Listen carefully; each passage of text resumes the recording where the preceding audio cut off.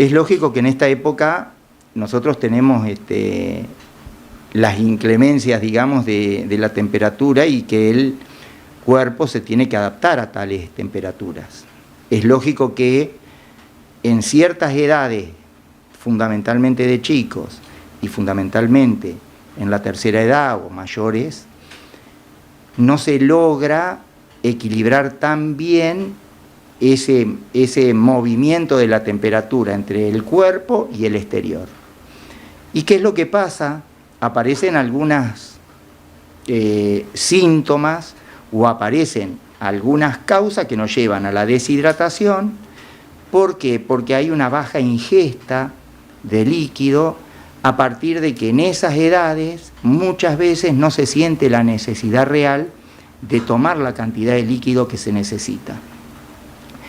Es cierto también que en otras edades, por ahí en chicos un poco más grandes o en la mediana edad, muchas veces esto también ocurre a partir de la exposición a esas temperaturas. ¿Por qué? Porque a veces se toma sol en horarios que no se deben tomar, porque los chicos juegan en horarios que en realidad no lo deberían hacer o estar en algún lado más protegidos.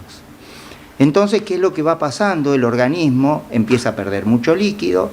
Ese líquido que pierde es para tratar de mantener la temperatura del cuerpo, la temperatura central, y nosotros no somos capaces de recuperarlo en la misma forma. Entonces, ¿qué es lo que nos va pasando? Empezamos a tener lo que se llama una deshidratación. Esa deshidratación empieza a llevar una hipovolemia. Esa hipovolemia, ¿qué quiere decir? Que hay menos líquido adentro del organismo porque la sangre tiene una gran cantidad de agua, eso enlentece y lógicamente que empieza a perder la buena oxigenación. Entonces se comienzan a sentir síntomas de cansancio, de sueño, muchas veces un tipo de febrícula, y estos síntomas a veces uno empieza a no darle la jerarquía que tienen. ¿Por qué? Porque piensan, no, es porque hace mucho calor, estoy cansado por la baja presión, Entonces la forma de evitar esto es primero hidratarse muy bien. Hidratarse muy bien, ¿qué quiere decir? Tomar líquido. Y el líquido tiene que ser natural o frío, porque si nosotros nos hidratamos con líquidos calientes, ¿qué es lo que hacemos? Aumentamos la temperatura y por otro lado, en general mucha gente toma mate, toma té caliente, que tienen además un efecto diurético. Entonces, ¿qué es lo que pasa? Encima los hacen orinar más. Entonces producen una gran deshidratación. Deshidratación por el calor, más deshidratación porque estoy tomando cosas calientes que tengo que enfriar, digamos, el organismo, no me lo enfría. Entonces, ¿qué es lo que debemos hacer?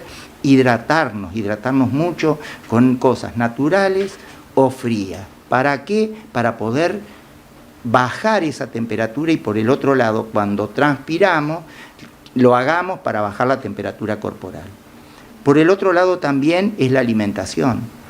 Nosotros debemos hacer una alimentación que sea de la época, alimentación con muchas verduras, fruta, comer gelatina, que hidrata, y fundamentalmente no comer esas comidas que tienen muchas calorías, que producen mucho calor. Si yo tengo calor desde afuera y produzco más calor con esas comidas, es lógicamente que voy a tener mayor deshidratación.